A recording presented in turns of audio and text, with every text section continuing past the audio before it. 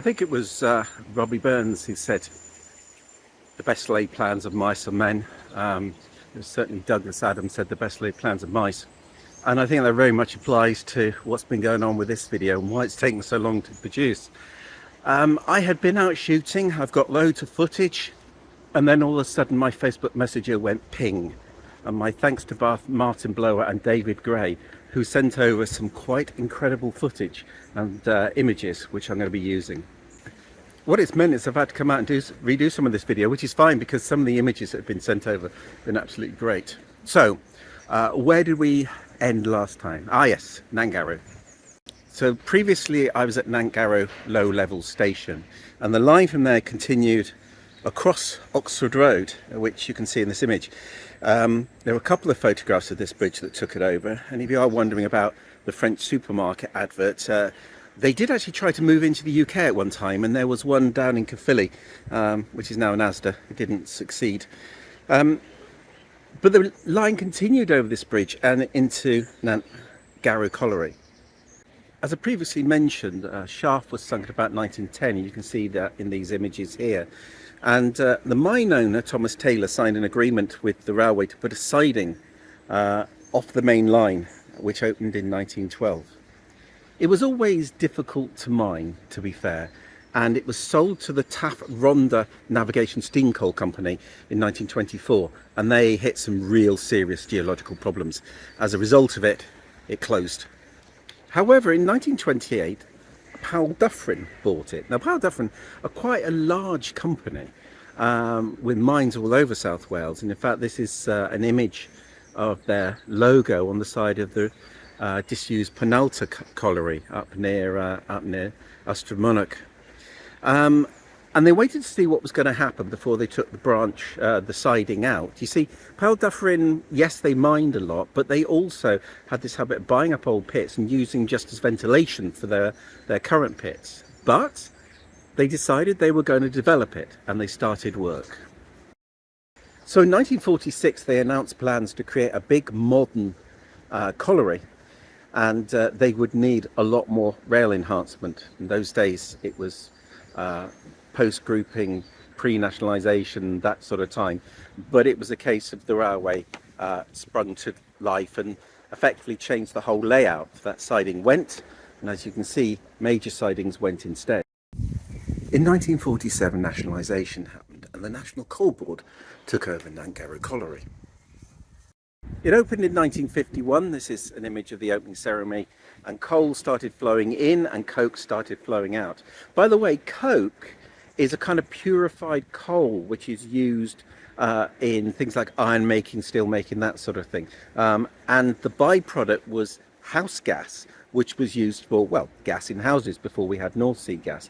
And to be fair, it was smelly old stuff. This aerial photo of the colliery shows just how big it was. There's a lot of sidings, a lot of lines, and down the bottom there's the bridge over Oxford Road that I mentioned. But beyond it, there's not a lot. By that time, north of Nantgarw had more or less gone. It all closed in the 1980s, and the link line from the colliery to the Taff Vale lines, which I've mentioned previously, went in about 1996. It's hard to believe today there was ever a coal and coke complex here. It's a business, retail park, and all that's there is this wheel, which just reminds people that once there was a massive coal mining complex here. Ironically, there are old coal drams around here, but they're locked away in the National Museum of Wales collection, along with a lot of other items. Watch out for open days, it is worth a visit, and if you do go, please make a donation. So north of Nantgarw, it's hints and whispers of the line. You see, they built a very large complex, Treforest Industrial Estate, and that took out an awful lot of greenfield land, brownfield land, and also built over the track bed of the Cardiff Railway. And so even though there's a few bits of evidence, few hints here and there, there's not a lot. The first one that you can see on the map is this overbridge. It is now part of the University of South Wales Sports Complex, and you can tell it was still here because if you look at the road, there's a hump in it. If I wandered through the car park to the other side and filmed it, and you can just about see some coping stones on the top of that hump, and that was the bridge, which is now filled in. And in actual fact, the best way of looking at it is from Google Street View, and you can see there quite clearly there was a bridge. Down the road is our second reminder there was a line here. Again, if I look on the map, you can see an overbridge where people would walk over. When I put it to the modern day map, you can see not a lot to see. So we need to get down to ground level. We are in the middle of an industrial estate. We are on a major dual carriageway. We are near warehouses. And yet, come with me.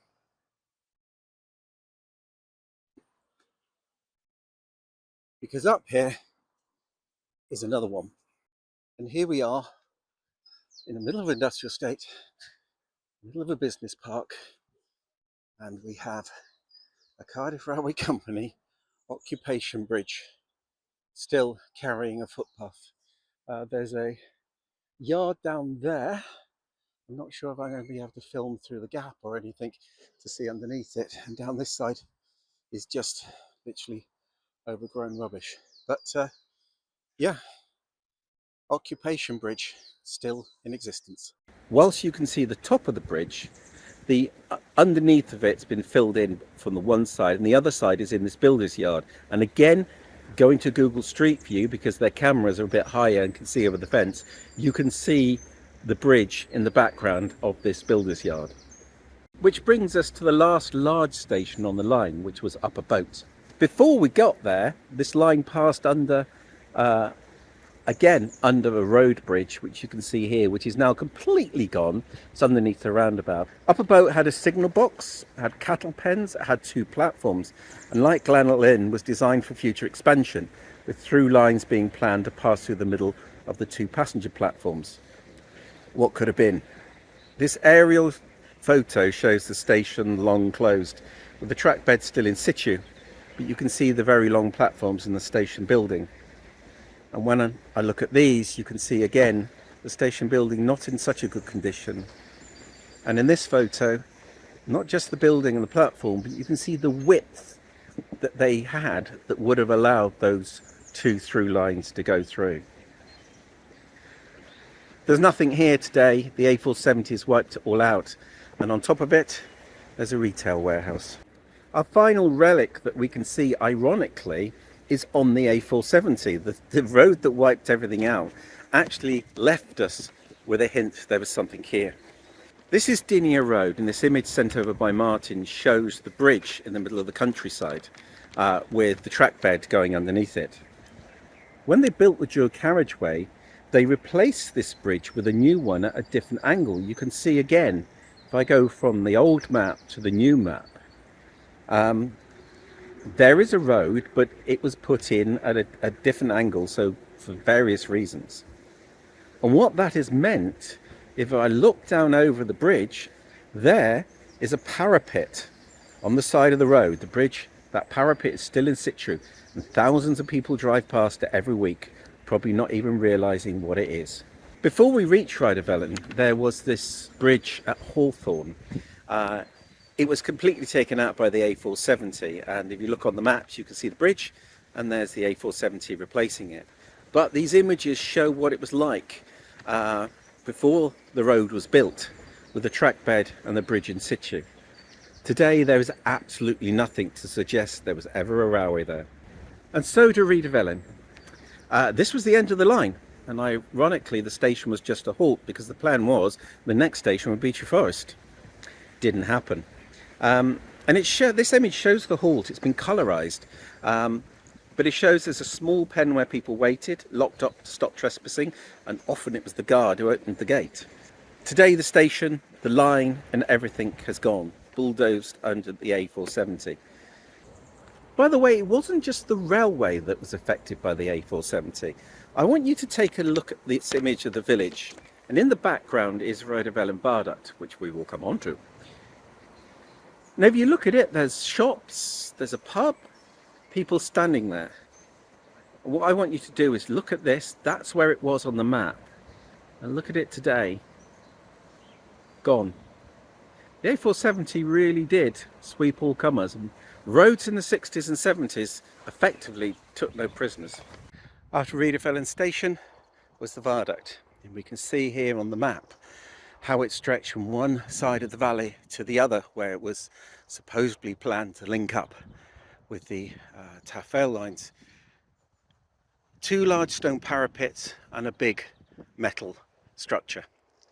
I'm just gonna run some pictures because it really was quite a stunning bit of architecture.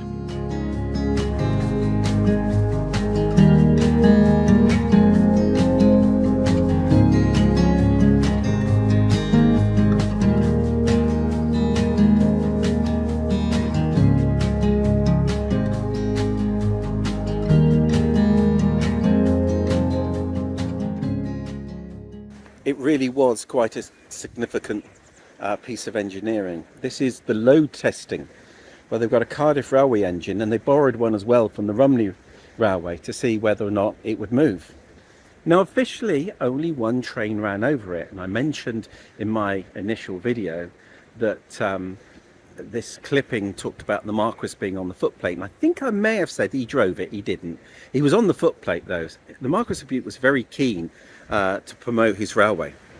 What I didn't know was this was actually recorded for posterity. And again, thank you for Martin for this image, because this shows the ceremonial train passing over Rhydyfelin Viaduct on the 15th of May 1909.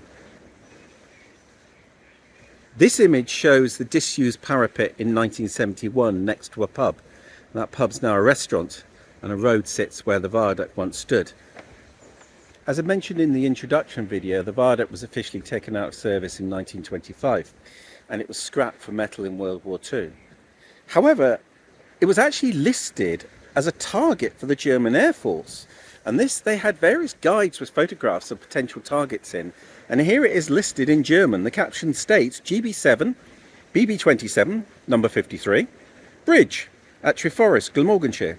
The abandoned Rhydyfelin Viaduct over the River Taff, originally a railway bridge for the Cardiff Railway. So potentially it could have actually been a target for German bombs. Now, as I mentioned, in 1944 it was taken down for scrap metal, and this article from newspaper talks about the viaduct and shows the viaduct being brought down. And then there's this image. I've seen this a number of times and always was under the impression this was the viaduct being built, but it turns out it's not. These trestles underneath the viaduct were to support it as it was being cut up to be taken away for scrap. All that's left today is these stone pillars in the water, but also the parapet on the Treforest side. You get some idea of just how big this thing was by the fact that's a transit van alongside. This was no small bridge parapet, this was massive. And a big metal viaduct would have sat right on the top of it. It's rather sad to see trees growing out the top of it today.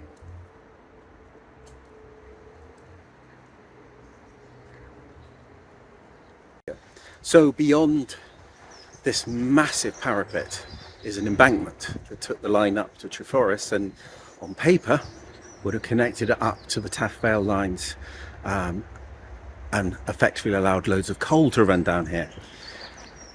However, as we know, that didn't happen, and in the next video I'm going to look at why.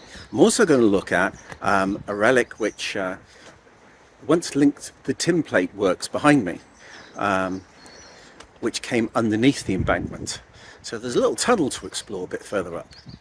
I'm going to look at the rail cars that operated on the line, and I'm also going to look at a big relic which as yet I haven't mentioned, but is probably one of the most significant remaining relics on the whole railway. So I will be filming all that in videos to come, but from Rhydyfelin Viaduct, the tin plate works, and all the hints and whispers of the line north of Nantgarw, please like, subscribe, hit that bell notification button, and until next time.